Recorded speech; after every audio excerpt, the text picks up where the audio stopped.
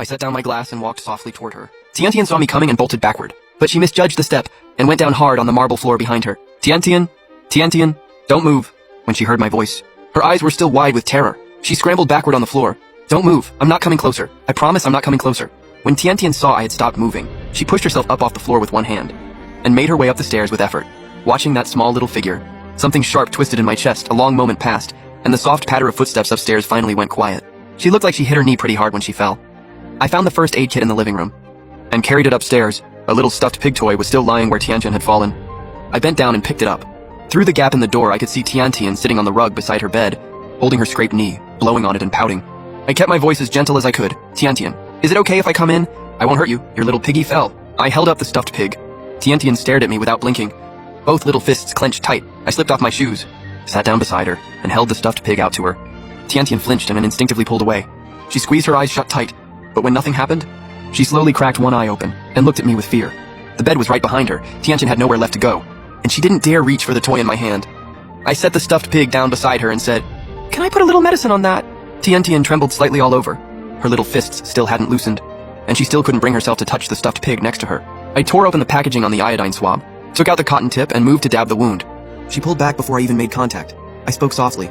"It's okay, the medicine will help it heal faster." Only then did Tian go still. When the swab touched the scrape, Tian let out a little hiss and shrank back slightly. I said quietly, "It's okay, let me blow on it. The pain will fly right away." At that, Tian slowly reached her hand to the side and wrapped her fingers around the little stuffed pig. I knew she wasn't ready to be close to me. "Tian, I'm heading out now. Get some sleep soon. Good night."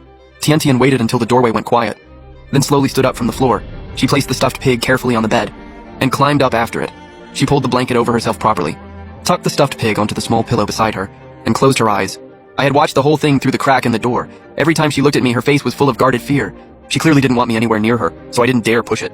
I wiped the corner of my eye, then turned and looked up, and my gaze landed right on the woman standing not far away. Liu Ruyan looked at me with cold eyes, her expression completely still, not a ripple of emotion, like she had filtered out every broken word I had just said. Liu Ruyan walked past without a word. I opened the door behind me. I walked with my head down, not ready to lay everything out in front of her.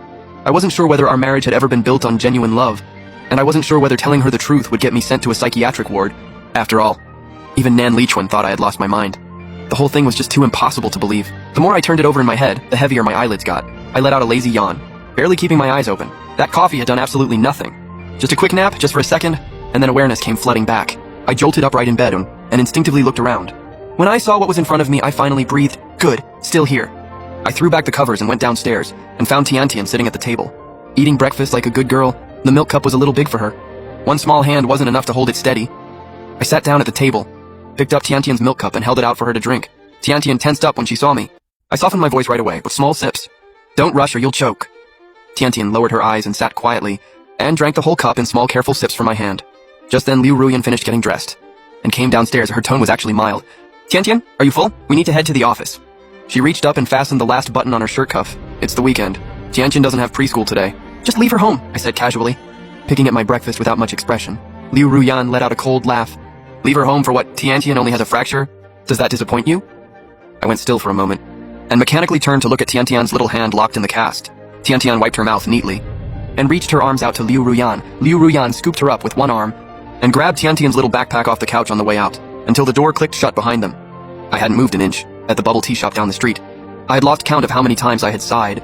Nan Lichuan looked at me and said quietly, "How you?" At first everyone figured you were just overwhelmed with a new baby, and cracking under the pressure. But then things kept getting worse, and eventually Liu Ruyan had no choice but to accept that you had changed. After Tian was born, I turned into someone unrecognizable, constantly causing chaos at home. I stared at the baby photo and went blank. Were Liu Ruyan and I actually happy together? Nan Lichuan paused. "At least your marriage wasn't based on spite or obligation," even though he didn't say it directly. I understood what he meant. Everything fell apart after I started acting out of nowhere. I swallowed hard. If I told Liu Ruyan the truth about everything, do you think she'd have me committed?